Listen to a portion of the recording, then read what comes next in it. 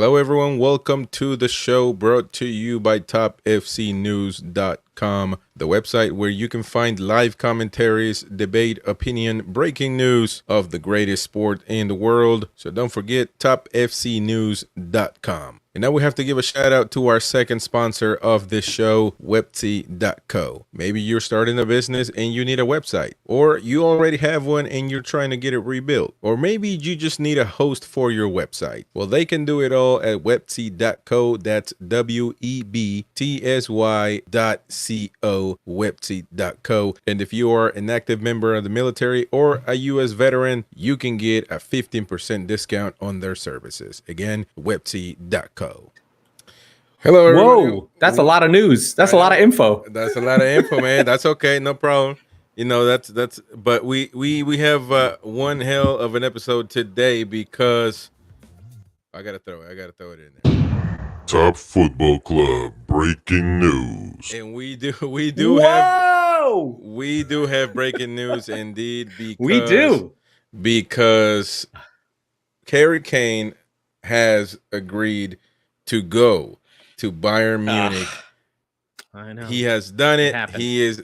Boy has grown up and he is going out of the boy that actually grew up as a Spurs. You know what I mean? So it must be a hard decision. That's their song. He's one of our own. He's one of our own. Harry Kane. He's one of our own. I was just chatting with my friend Mike Salerno, formerly my partner on the Squeaky Bum Time podcast. We did over 250 episodes together. I know deeply in my heart how he feels about Harry Kane. So I'm getting like firsthand knowledge of what it feels. And he's broken. As much as he loves Kane, as much as he loves Spurs, he kind of, just speaking for Mike, he's kind of just like, Levy is the problem. Levy's ruined my club, and I kind of don't even want to support Spurs. I support Harry. I'm glad he did his thing. He had to do what he had to do, but Levy's not a winner. Levy is just, there's this sort of animosity towards Levy. And like I said, Spurs had to take this deal. I mean, it was insane. If you're going to sell him, this was the time. This was the money. Levy ends up, as much as people don't like him, he got the deal he wanted. He got the money he wanted out of the Premier League. He doesn't care. 115 million pounds. Harry Kane goes. I believe it's a 4-year deal with Bayern. And I can't see him now, Kane, sort of forcing his way out to get this Premier League record. And I have a comment about the Premier League record that I'd like to talk about later. But this is a big move. At this point, he just wants something bigger. Yeah, it's over. This is a big move. This basically sets Bayern back to where they were with Lewandowski. If there is a striker in the world who's at Lewandowski's level, Kane is it. But I think Kane is actually a bit. No, he's better. Has a bit more. I think Lewandowski's the much better finisher, but because he would just stay in the box. But Kane can do more. I don't think they're going to ask him to do more at Bayern. He's really just going to be up there. Maybe he'll join in a build-up. I'm not sure what Tuchel's plan is for him, but he'll win the Bundesliga. He may win the Pokal. He may even get to the semifinals of the Champions League. It's not going to mean anything to Bayern because they were going to win the league anyway. This is really the Champions League for Bayern. For Kane, he gets his move, but I think if you ask him in a moment of clarity, he would have rather been able to move within the Premier League, stayed in England, but now he goes to Germany, which is about as good as you can get. It's going to be different. You know this. You've talked about it before. Bayern is a fishbowl. It is very much like a Barcelona, like a Real Madrid, where it's owned by the socios. There are people with agendas. It's leaky. Basically, Bayern Munich and Bild are essentially the same thing. He's never been in this position before. It will be different. The Premier, I think Pep Guardiola really said it right or really made it clear. He's even in the Premier League, even at Manchester City. Pep is like, you people have no idea what it's like to be the coach at Barcelona in Barcelona, or what goes on with Real Madrid with Ancelotti or any coach. Bayern Munich is Germany's team. Essentially, football is local for the local teams. Like you have a local team, you have Dortmund, you have whatever, you have, your Leverkusens, and that's just like a town team. But for all of Germany, the team, the squad, the news, everything from Berlin to fucking Westphalia this is Bayern's team. It's German's team. It's a Germany team. So it's covered in a way that we can't understand. It's the Cowboys, the Steelers, and the Packers all rolled into one. Yeah, I mean, and I'm actually excited. And somebody was in the chat was talking about, kind of, criticizing his potential move, now confirmed actually, to Bayern. What does it really mean to win the Bundesliga? And actually, I don't agree with that at all. I mean, you know what I mean? A lot of players would like to say, they played in Bayern Munich, or they won La Liga with Real Madrid or Barcelona, or they played for Manchester United and won the Premier League. I don't agree with that at all. I think that you have to, in this world where you have Saudi Arabia taking over, and you have newer teams coming up, and this is nothing to do with Manchester City, because they've done it. They actually worked hard for what they got at this point. It took them a long time, over a decade, to actually win something important. But I do believe that big royalty clubs, as I like to call them, like Bayern Munich, aristocracy, same term I use, yeah. Legacy. There's a royalty, and they have to be respected. I think this is a celebration for these clubs that are in a disadvantage, and against Saudi Arabia or Qatar, or these places, and so I think this is a big win for European football. You know what I mean? I like it. Yeah, I understand what you're saying. I mean, I think, as a person who's mainly focused on a Premier League, like I'm very Anglophile, very much on the Premier League. I do follow the Champions League based on what the English teams do. I like the Championship and that. I understand what it means. Like, I think sometimes the English media, which is kind of where we get our news from, doesn't quite understand what it means to be at Bayern, what it really means for Kane in the greater UEFA, in the Champions League, really, because that's what we're talking about. We're not talking about the Bundesliga, because the Bundesliga is not really a big league around the world. I mean, it's a big league, but it's not the Premier League, which essentially is like right on level with the Champions League in terms of money. But to go to Bayern Munich and win there, it does mean something. I think you're right. It is belittled in terms of like, oh, you'll just win the Bundesliga for the 12th year in a row. That's not the point. The point is that you're at Bayern. Yeah, no, I mean, no, listen, man. Everybody, there's jerseys that when you look at them, you know what they are. When you see a big T, a red jersey with a big T on, I think it's the left or right, wherever they put it. Telecom. It has nothing. It has nothing to do with Bayern itself. Or when you remember Real Madrid's, Siemens a jersey, or even Arsenal's 0-2 jersey. Those teams, and when you grow up, and Kane grew up, and he was watching these teams. Now, he didn't know he was going to join Bayern Munich, but I guarantee you that's definitely one of the teams that every kid growing up, that's what they strive for. You know what I mean? They're there. They're there. Big clubs, and so people can't knock off Kane for actually wanting to do so. And again, the personal decisions are personal decisions. If he would have stayed at Spurs, I'm sure he would have been criticized as well. But he is a type of player that you want to watch him in a big club competing for big titles in Europe. If not, you would have been like, what would have been if Kane joined a bigger club? You know what I mean? So this is big news. Yeah, I agree. I think there's some. I'll just give the British perspective, because I kind of know that and I've been following along with it. One of the things that I've heard about the British from the English press is just like England's great strikers. If you follow the term, especially with the England shirt, Gary Lineker, who's very famous because he's been on TV now for 40 years, and Alan Shearer. Neither of them were really trophy-winning players, right? Right. Because Lineker played for Leicester, he played for Spurs. He did play for Barcelona. He did in that 80s period where Terry Van Goghs was there. And then Shearer won the league with Blackburn, but then really didn't win anything. He went to two finals with Newcastle, and he was sort of lauded because he went to Newcastle, and that was his thing. So there's that. Then there's this lauding of the Premier League Golden Boot, of the all-time leader in goals. And I have to really take something to task with it. It is only the Premier League since 1992 record. Jimmy Greaves, who died this year, respect to Jimmy Greaves, has the actual record. And Kane right now is actually 19th. Shearer is actually in the top top 10. It's not even close. Dixie Dean, these all-time players. It would be like saying it would be like taking out Babe Ruth's record and saying no, it's only since 1990 that we count home runs. See, I didn't know this. So they count the record based from the Premier League, just Premier League. Yes. No, yes. That's dumb. That doesn't exactly. It's stupid. That makes no damn sense because in that case, they are just for example, the in South America, nothing is organized. Yeah. And in Argentina per se, they changed the name of the league 20 times in the last 20 years. So that means you know what I mean. That's so stupid. The English league is the English league, and you got to count it from when it started. You know what I mean? I mean, they take pride in saying Manchester United is 150.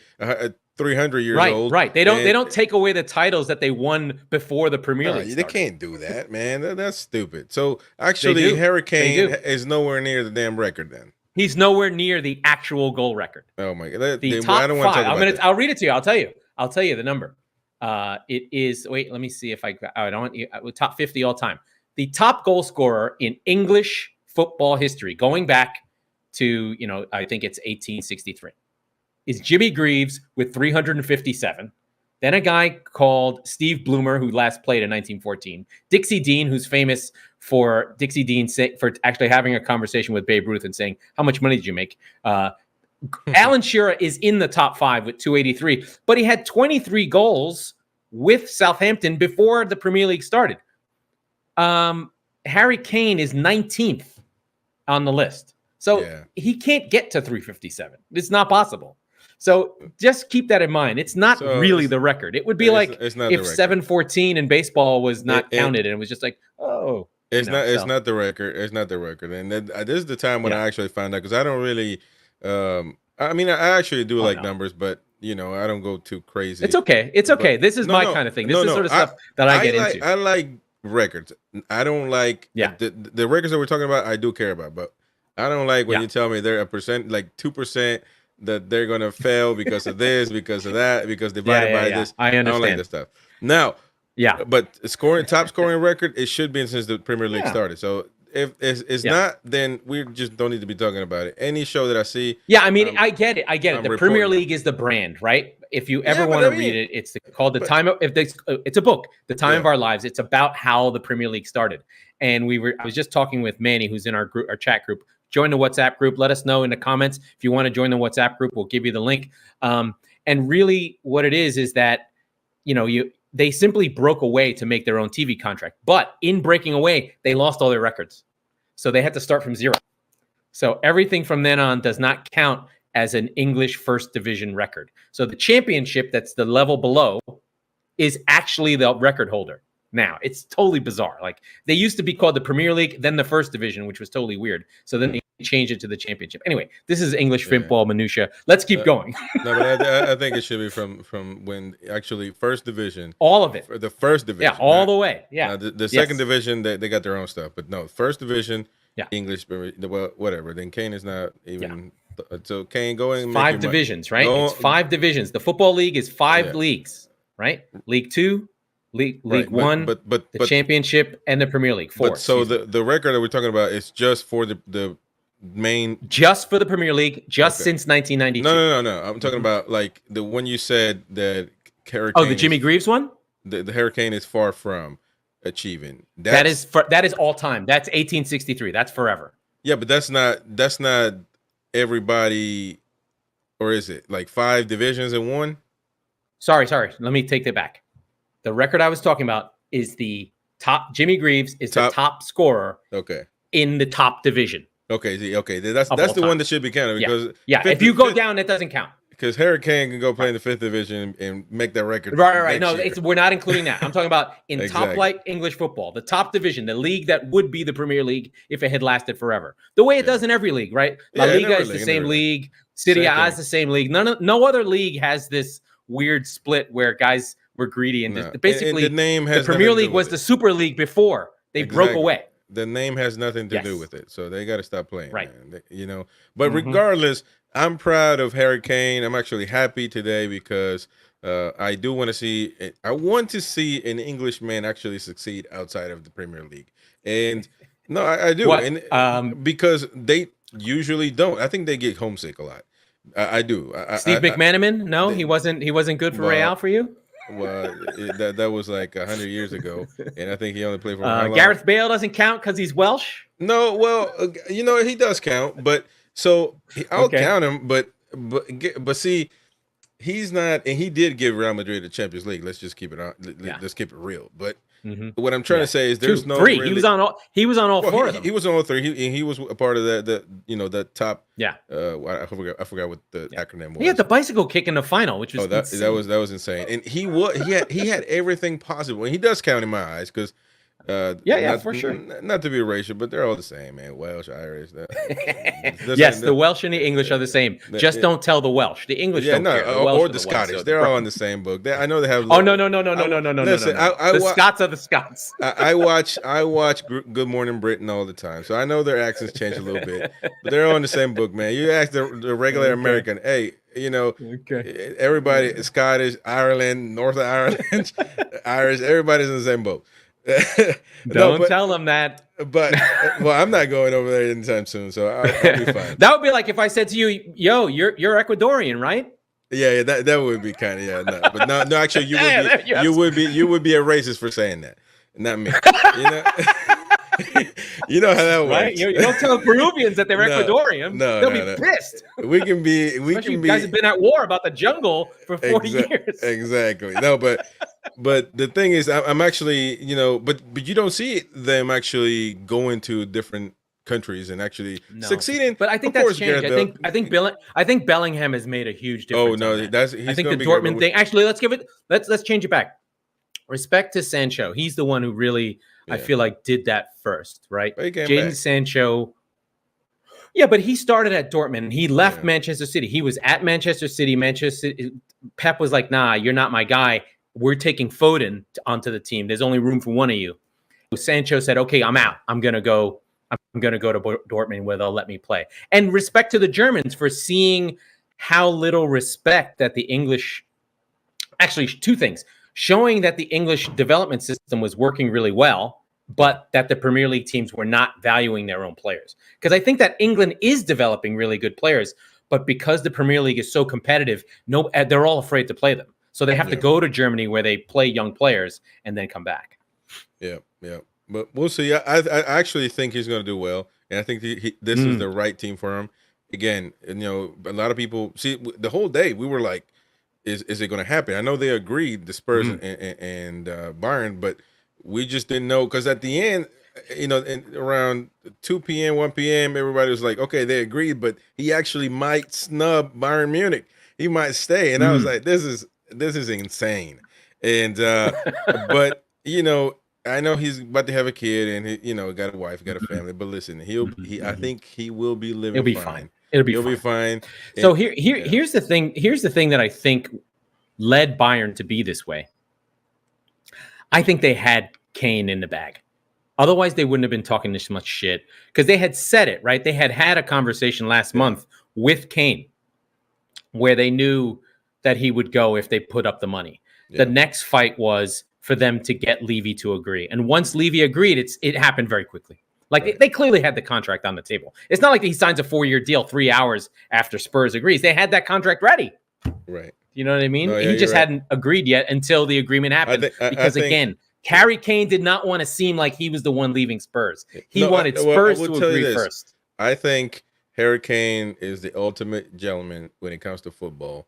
And but I don't agree with the other side. The people say, well, that's where Harry Kane should get everything he wants, and Mbappe is a hooligan that needs to stay at PSG. I don't agree with that crap, but I see a lot of it.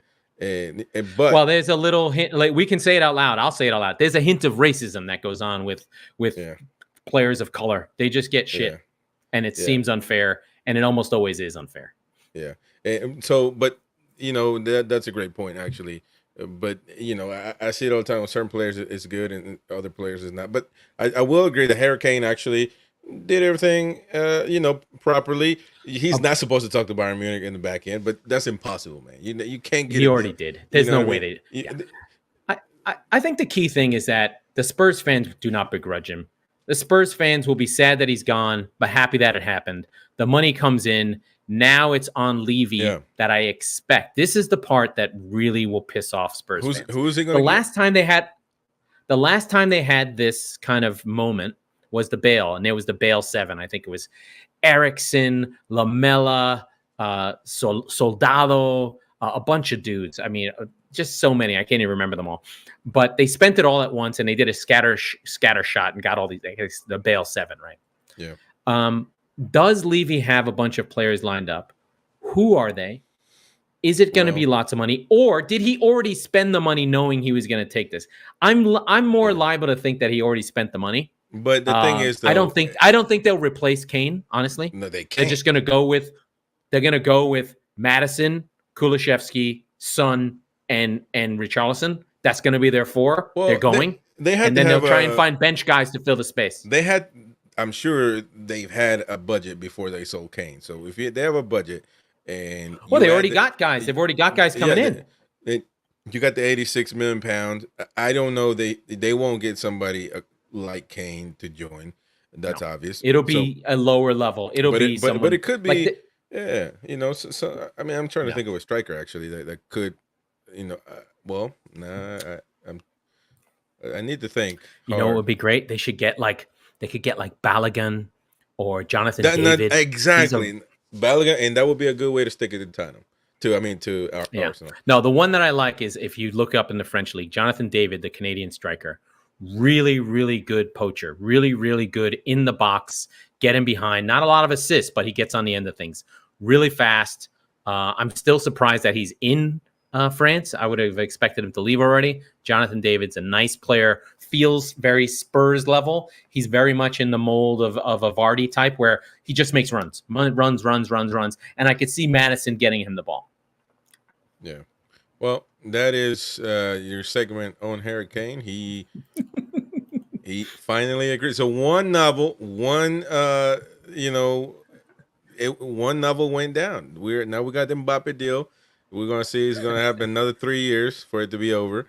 But Harry Kane is over, and good for him. I'm a Bayern Munich fan now. I'm going to be rooting for Bayern, and actually, have you always been, or you are now?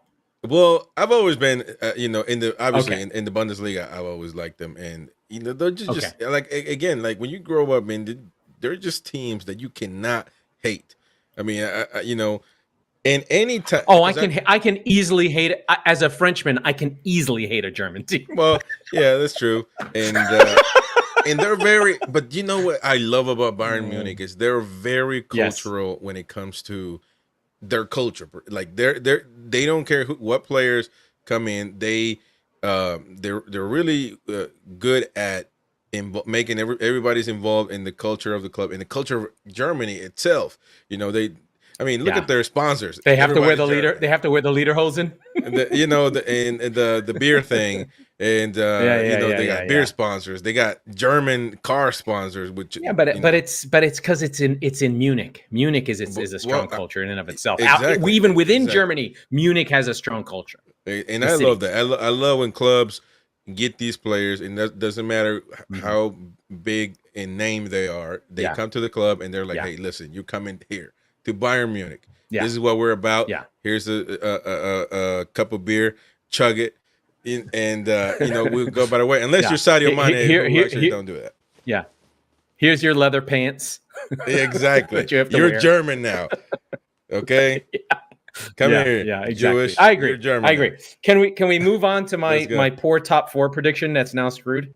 Okay. Yeah. So I believe that we saw come over the wire that Liverpool have put in a £115 million bid for Caicedo, which is astronomical. That's just a huge number. But listen, it came out of nowhere. This is highway robbery, the Liverpool, and well done by Liverpool. It looks like it's damn near done. Wait. Who's committing robbery? Brighton are committing robbery. No, well, Liverpool, because Chelsea and who was it? Manchester United, but Chelsea mostly. They just play around. They don't sign nobody. But Chelsea, they're not serious. But Chelsea was actually the whole 2 months almost talking about Caicedo joining Chelsea, and I mean, I thought it was going to happen, and I think that if Chelsea would have made a bid earlier, they would have had Caicedo in the bag because he wanted to leave, and Yeah, he wants to leave to a bigger yeah, club. So now that Liverpool is in yeah. agreement, I'll go to Liverpool. I don't care. Yeah. Well, I mean, I think the thing that happened there was we know Caicedo in January literally made an Instagram post to go to Arsenal, which was hilarious. The Right. 70 million pound thing fell through. Brighton goes into the summer. They lose McAllister for he had a bad contract where there was an escape clause. Liverpool snap him up 35 million. That's literally going to be the deal of the century. Then as we're going through, this whole market for the sixes just goes through the roof, right? When Rice went for 105, then Brighton was like, oh, that price that we said was 80, it's now 100. Yeah. And that's where Chelsea started balking and going, I don't want to do that. I just paid 105 for Enzo Fernandez. I don't want to do another 100 for a holding midfielder. It's not like we have a goal scorer up front. Can we just please spend 100 million on something better?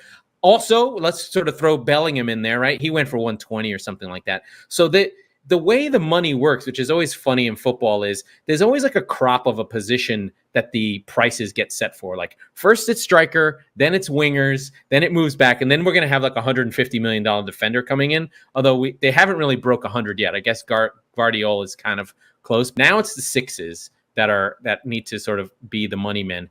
And Caicedo for 115 is just astronomical.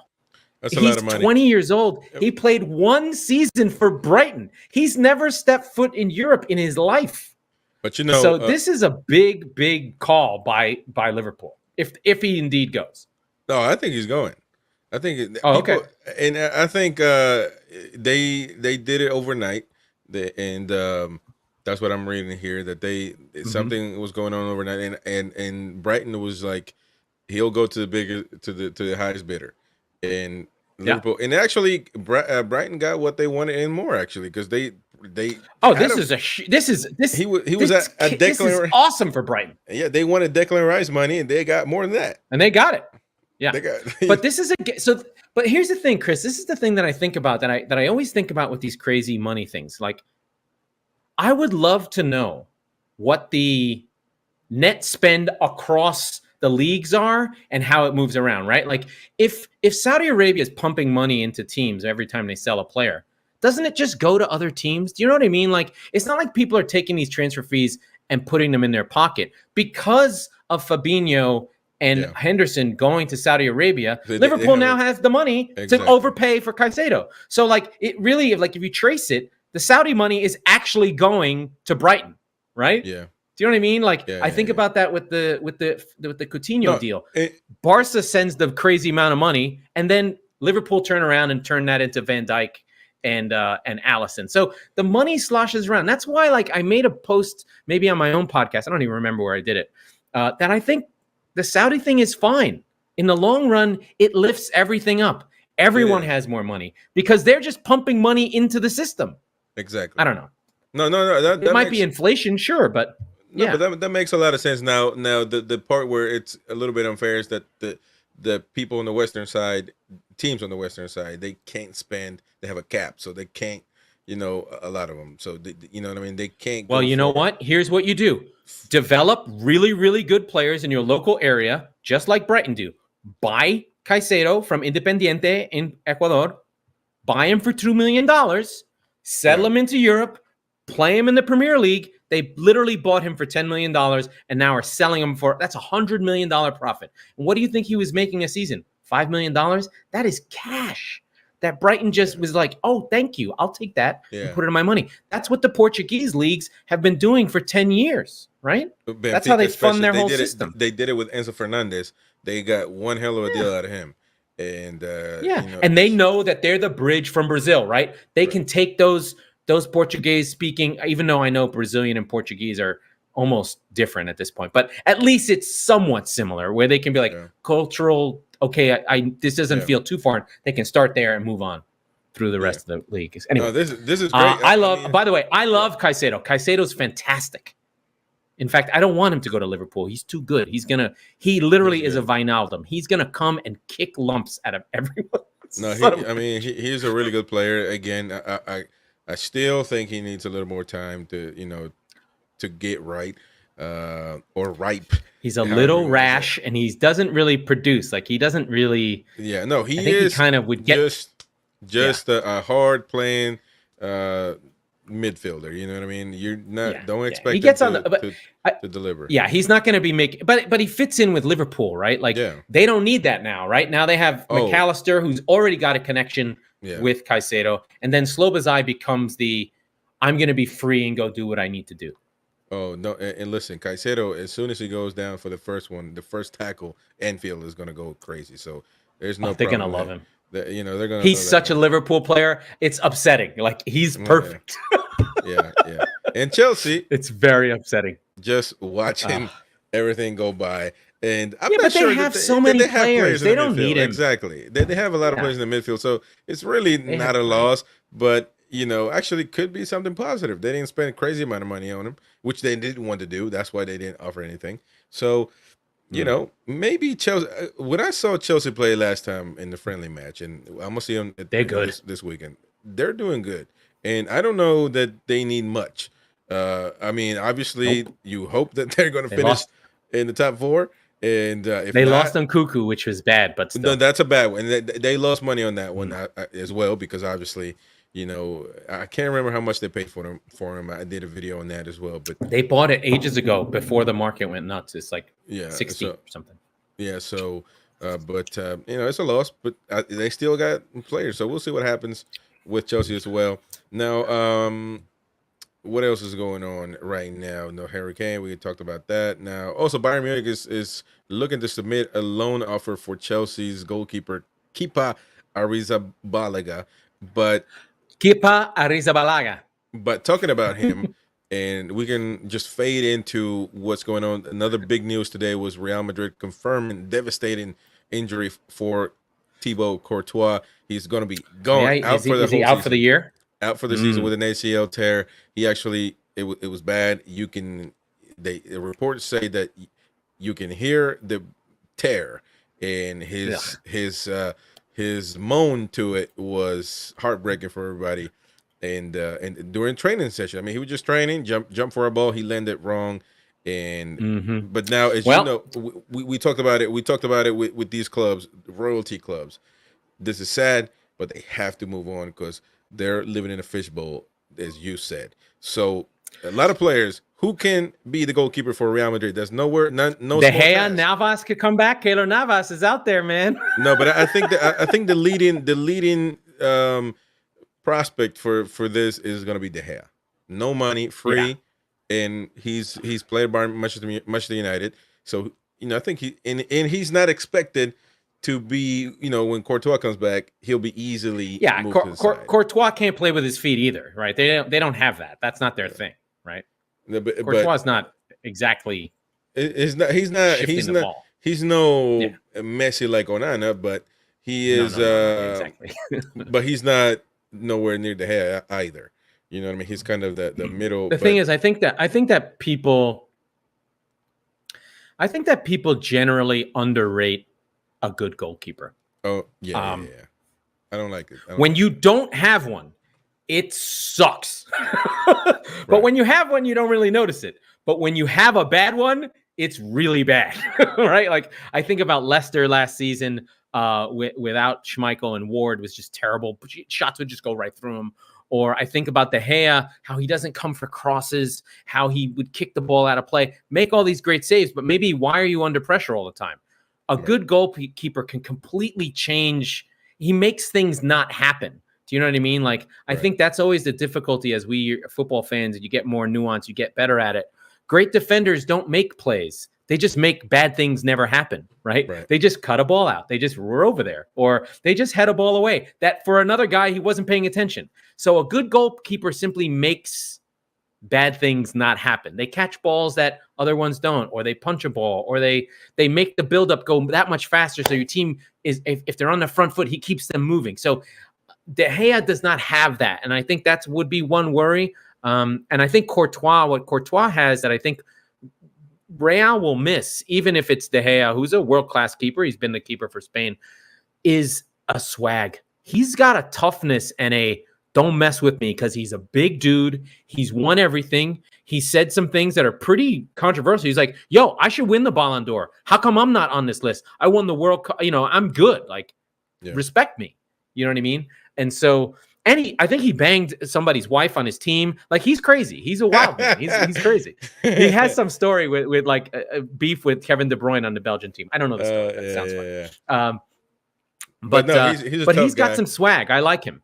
No, but he's definitely going to be missed. I think Thibaut Courtois, to me, he's the best goalkeeper in the world, and that could be up for debate. It's Alisson. Trust me, Alisson's really. Well, I mean, so that could be up for debate, but it's not easy because Courtois, he's known for, like, Real Madrid players. They say this all the time, and I'm sure it's the job of a lot of goalkeepers. And so I'm saying this for people that don't care, because some people will tell you whatever the fat kid goes to go not at this level. And so, like, they know play. Like, Courtois is known for knowing plays, like defensive plays and like free kicks, penalties, and studies their offense, the rivals' offense, and also they're in charge of making sure the defense is set up correctly. Talking to their defenders, they can actually see. Yeah, it's a unit. It's a unit, right? It's a unit. The defense includes the keeper. Yeah. It's that. Usually your team has those two central defenders. The wide players are kind of offensive now. Yeah. But the two central defenders plus that holder who's in front, unless it's a back three, that 4-man group has to be connected. How crazy the guy shielding the back four.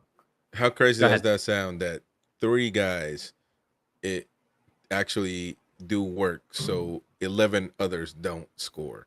You know what I'm saying? But it does happen, and so I think he's going to be missed. But who do you think is going to be that one substitution for Courtois? I think that the narrative very quickly, and the socios within Real Madrid, they're going to clamor for De Gea. But then I think there's probably good keepers, like Buono is really good. They could grab him from Villarreal like that. No, he's at Sevilla. He's at Sevilla. But Sevilla, excuse me. But the thing is with him, he's such a good goalkeeper, like a really good, like a promise almost.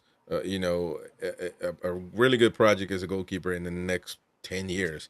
And the problem with him is that even though he's coming to Real Madrid, biggest club, probably one of the biggest in the world, they don't want to. You don't want to take a chance, though. That's the thing. Like, De Gea is like battle hardened. I think Gary Neville recently said that he said something a little bit controversial. He literally said that being a goalkeeper for Manchester United is literally the most difficult position in all of English football. Yeah. Or most scrutiny. And I was like, that's a little much, but I understand it, right? United's the biggest club in the world. A mistake at the back as a goalkeeper for United is the biggest deal in the world. And the thing is that with Bono, though, well, in England at least. Sorry. But with Bono, like, I don't know that he will want to be a sub for Courtois when he comes back, because he's coming back eventually. So you know what I'm saying? But he has at least a season. You decide that later, because you know how it is with keepers. Teams, if you're going and he plays really well, they don't get rid of them. It'll be hard. Right? It'll be hard. But Ancelotti. Hey, listen, like I said, Keylor Navas is still out there, man. He's a 3-time European Cup winner. Yeah. I mean, he could be. He's out there. It could be an option. Is he the one that he's El Pulpo, right? He's the octopus. Yeah, I think they call him that. Yeah, but he's good. He's not a tall guy for a goalkeeper. No.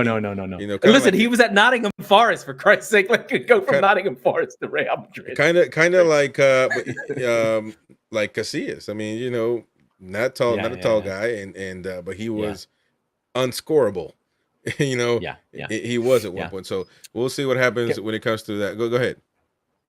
I was going to sort of pivot us to Neymar, and I just like all the latest. He's getting rumored to leave PSG. He's getting rumored to go to MLS. He's not going to Barcelona. Well, I mean, everyone needs to stop talking about Barcelona. They have no money. Well, that's fine. Where are they going to put him? That's fine, but they can, and they don't want like that. They can find.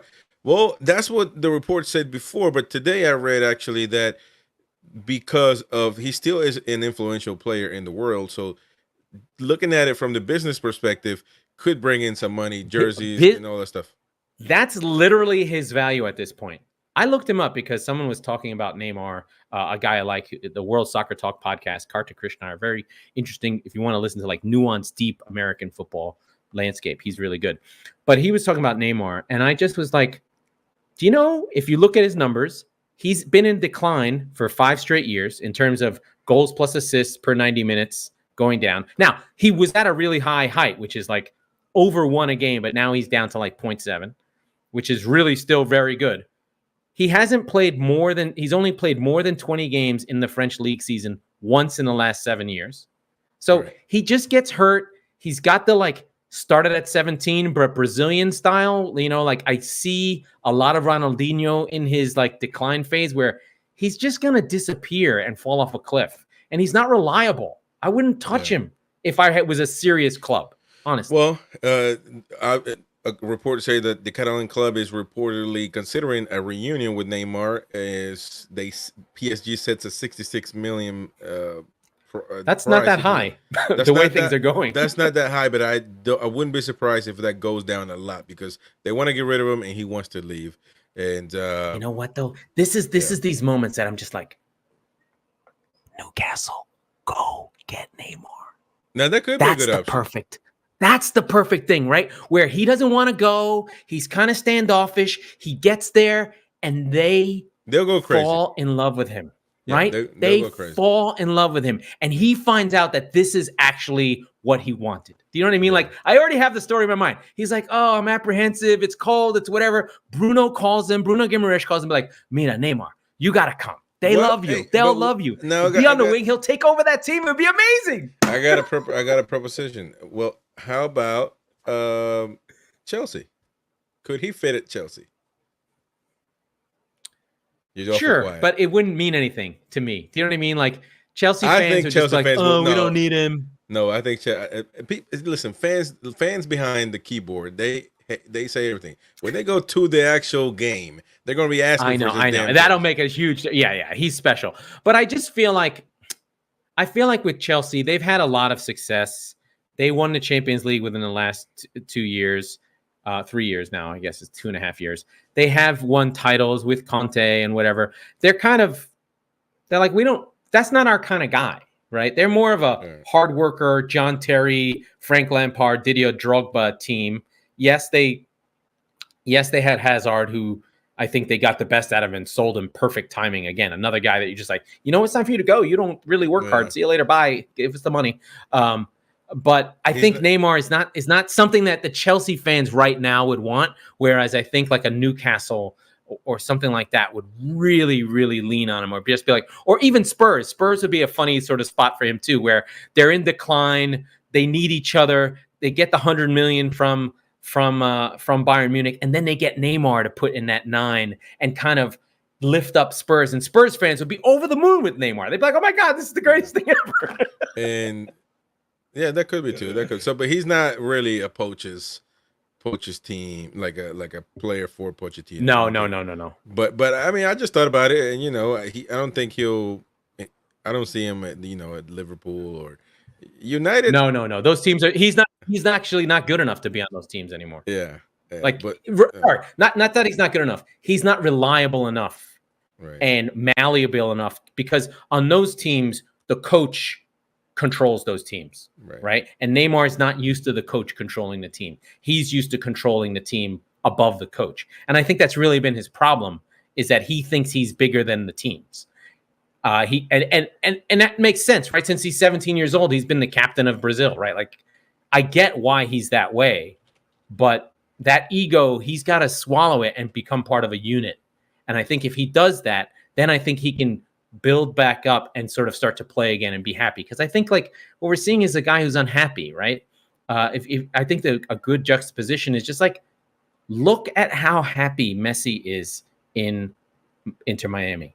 He's not in this sort of like dark kind of like, so much pressure.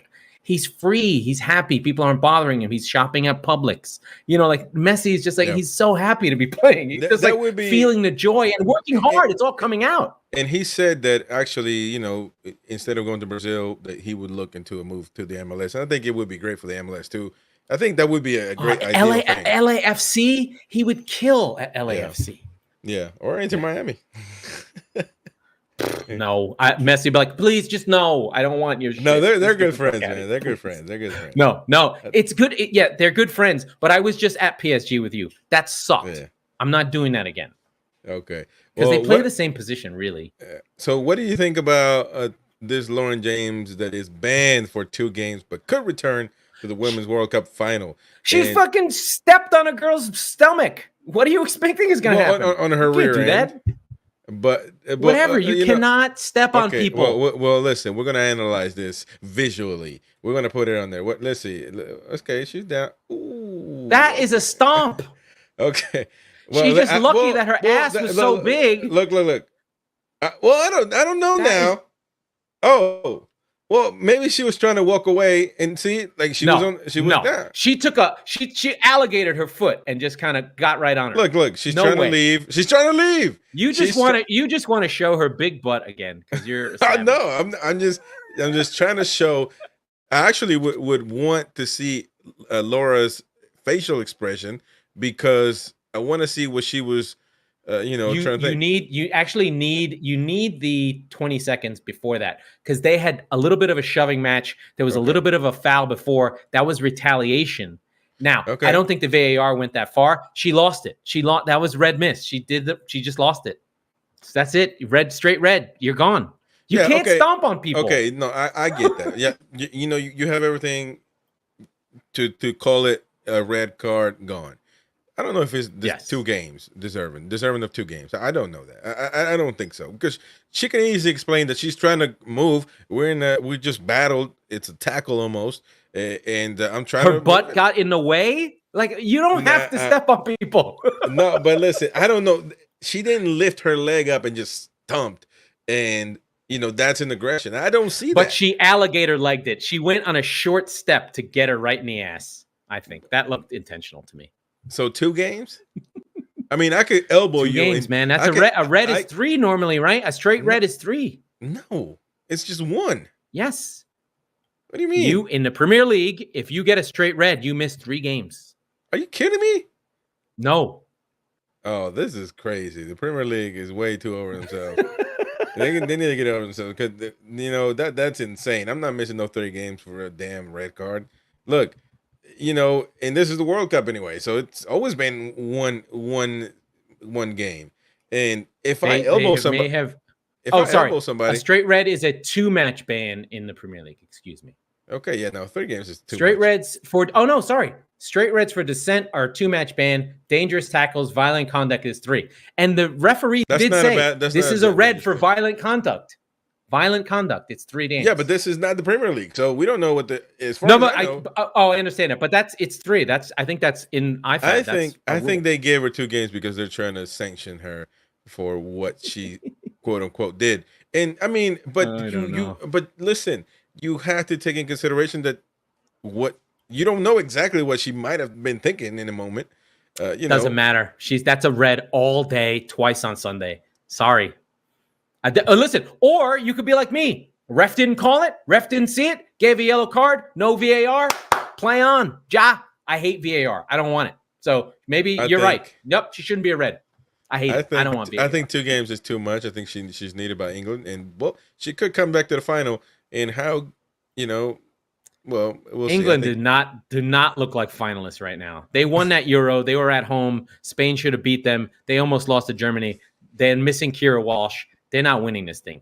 The winner of this tournament is going to be Japan or Spain. Well, that's my call.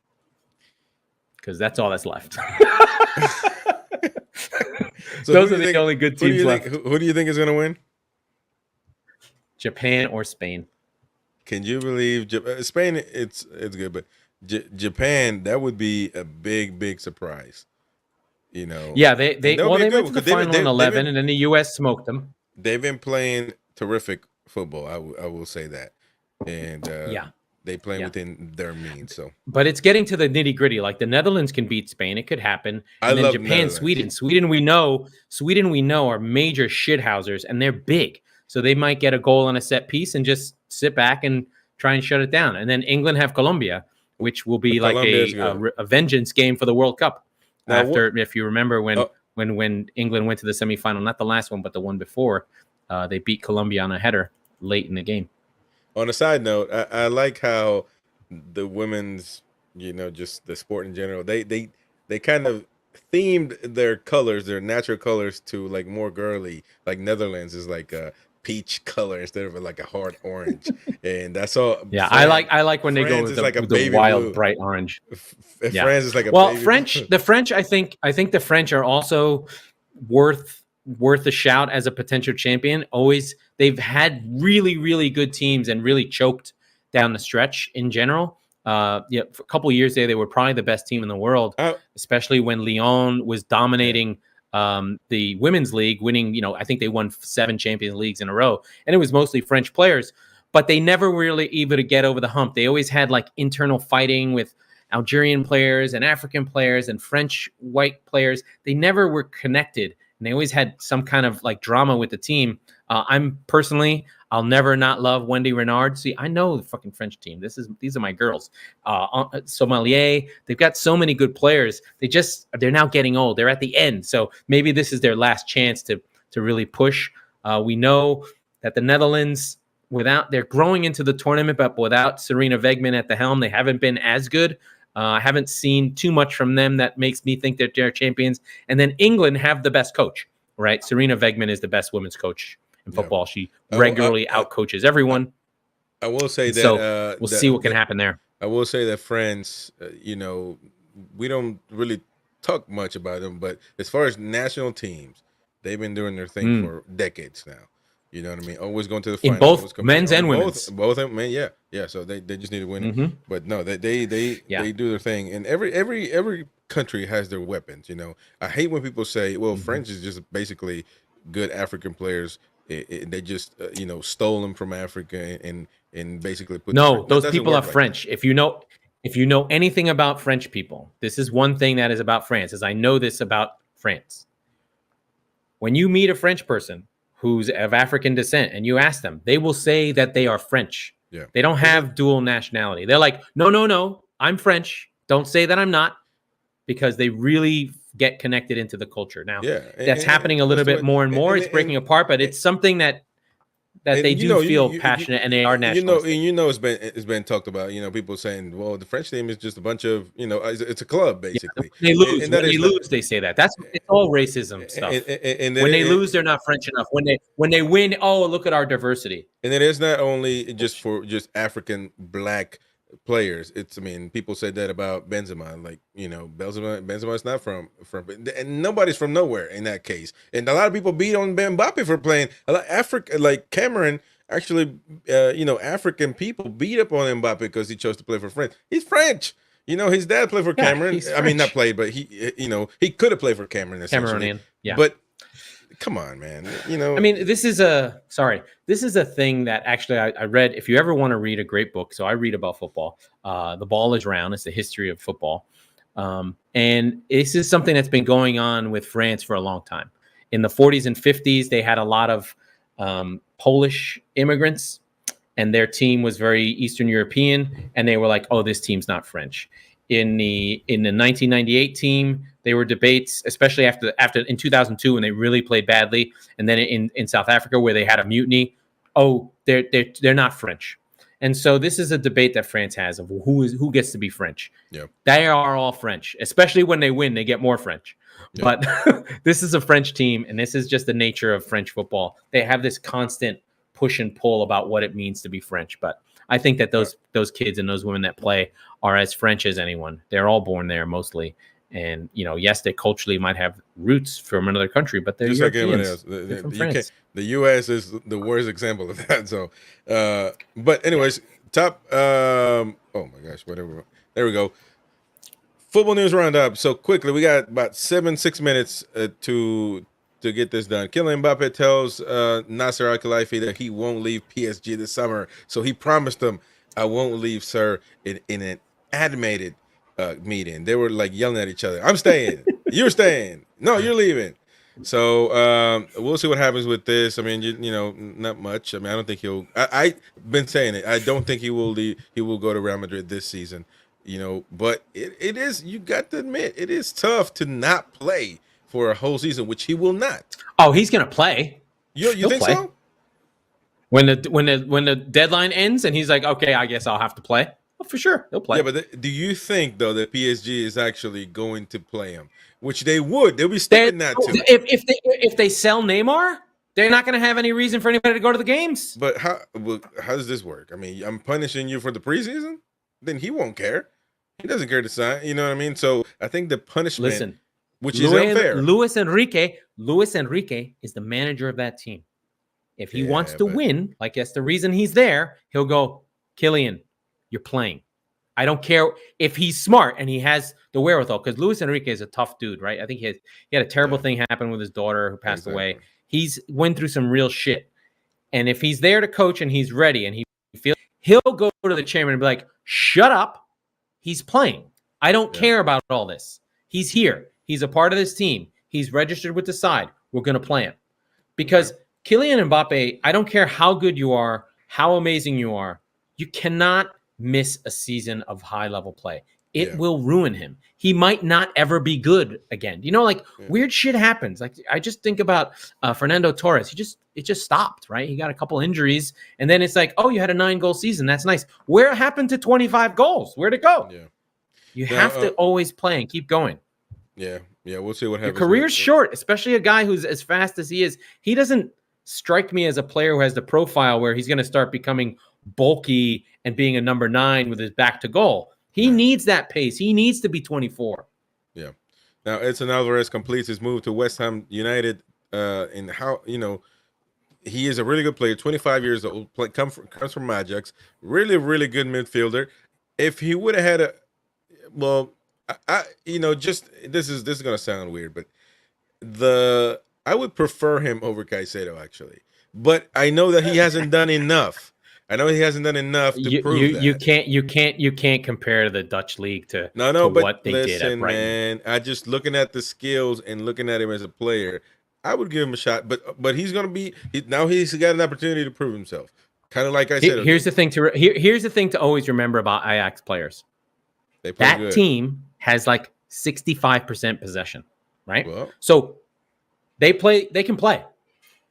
Exactly. When you are in the Premier League, especially at West Ham, can he play without the ball? Because at West Ham, they're not going to have the ball. So he needs to be defensively solid. Now, I know whatever, Ajax is just a different vibe. Like, it takes a while for that defensive brain to kick back in. We know with Caicedo, he's done high pressing. Yeah, but that's all he can do. He can't attack. Right now, that's all he can do. Yes, fine. So we'll We'll agree to disagree, man. We'll see who does better. I think West Ham. I have seen it. Okay. That Brighton team scored 70 goals. That's real. They put that shit on the board, and he played 38 games, Caicedo. He was the main cog why that team didn't ship more goals. He's played 1 year in the Premier League, and he's got that in this. And he was awesome. We'll see what happens because Brighton is no West Ham United. West Ham is bigger than Brighton. More scrutiny. They're not better. Brighton are way better than West Ham. I'm talking about way better. I'm talking about where the eyes are going to be on. Understood. Yes. Only that town Brighton cares about that team. Yeah, in East London. So they're not a legacy club. They're not. No. They're not even like near royalty. They're like. No. But there's more eyes than Brighton. You got to give them that. I mean, that's where where a lot of good players play. No. West Ham's a big club. That's a historic team for sure. Now, Matt Turner is joining Nottingham Forest. We talked about that club a little bit, and I will say he was treated. I think he would have had I don't know. I think he's better than the goalkeeper they got right now. Now they're going to get this other new guy, Raya, but I get that. But I think Matt Turner has in a national Matt Turner team. Pretty good. So I don't know why he didn't get as many chances in the Arsenal. I think he should have, but that's whatever, I guess. I think some of those Europa League games, he had some tricky moments with the ball at his feet. But, you're always going to pay a tax for being American. They don't respect you. They don't treat you well. You get a lot of scrutiny. You hear Ted Lasso all day. American players have to be twice as good as anyone who they're playing for. Yeah. That's just real. No, Fenerbahce. Right? Speaking of. Go ahead. Tyler Adams to Chelsea. I don't know if you had that on a list. I did. That is something that happened. But I didn't know about it. Yeah, that's actually a good sign up. He's not going to be nowhere near a starter, but this is a great opportunity for an American player. I think it's a sign that Chelsea's letting Caicedo go and going, you know what? Let's just take this guy who's 80% of Caicedo and maybe he can become that Right. level. I think the issue for Tyler is getting hurt. Like, he's got to play. When he plays, he's fantastic. I really love him. He's very English in how he plays. He gets stuck in. He doesn't take any shit off anybody. He'll get in your face. Leeds fans, I think, didn't have a chance to really fall in love with him, but it was not a coincidence that when he got hurt, that team fell apart. Yeah. Now, Fenerbahce launches a £13 million bid for Fred, but Manchester United star. No, I think it's here we go. Is it a done deal? Okay. Well, I think so. I think Fred, here we go. Okay. Well, I think, well, then Fred, that's a good thing. But by the way, shame on the son for saying he's a Manchester United star. He ain't no star. So, but he was a good player when it was coming up. But I guess he is a done deal. Yeah, no, you know, funny. They have accepted a proposal. Done deal. Fabrizio, here we go. Yeah, Fred to Fenerbahce. Okay. Now, Renato Sanchez also. I like him. I like him a lot. I think Fred's underrated, honestly. Yeah, he didn't do well in Manchester United, but he's nowhere near a star. So let's keep it. But that's Manchester United's fault. They didn't have coaching for like 3 years. Yeah, it's not his fault. I don't know. I don't know if they do now either. But okay, so Renato Sanchez. You don't like Ten Hag? Oh. Yeah, hot take. I mean, I just I like big coaches for big teams. You know, Ten Hag, it's all right. You know, but you've seen the last few years. But he's got what, you know, also not good enough players, and not a good ownership either. But hey, makes it difficult. It makes it difficult. Now, Renato Sanchez set to quit PSG after just one season as Europa League side lineup. Shock transfer. Where's he going? I'm trying to look. I think Roma is looking to get a loan deal to move him to the Italian club. Now, he has been a globetrotter, you know, and never really so much promise. I think the ship has sailed for him, honestly. Like, he's had so many chances at so many clubs. I think he is who he is, you know, like a flashes of brilliance guy, just maybe not dedicated enough, maybe went to the wrong clubs at the wrong time. You know, I think that move to Bayern really hurt him. He never really got, after that World Cup with Portugal, where seemed like he was going to be a star. Then he had that weird time at Swansea. It was just bizarre. And I don't know that he's been very good anywhere since then. I mean, he's a nice player. I just don't think he's a transcendent player anymore. Yeah. All right. Well, that is it for this episode. And we had a lot going on today. It was a great show. We started with breaking news twice. That's like a first ever. You know, Caicedo and then Harry Kane. I'm a Bayern Munich fan now. And what else we got? West Ham United is royalty clubs. Yeah. You know, you said that. I didn't say that. No. But what else did we say? Oh, I kept playing Caicedo to Liverpool. I kept defending Laura from the England team just to see her butt, or the other girl's butt. So, you know, we had a lot of stuff going on today, a lot of craziness. But anyways, thank you so much for staying tuned. This is the Soccer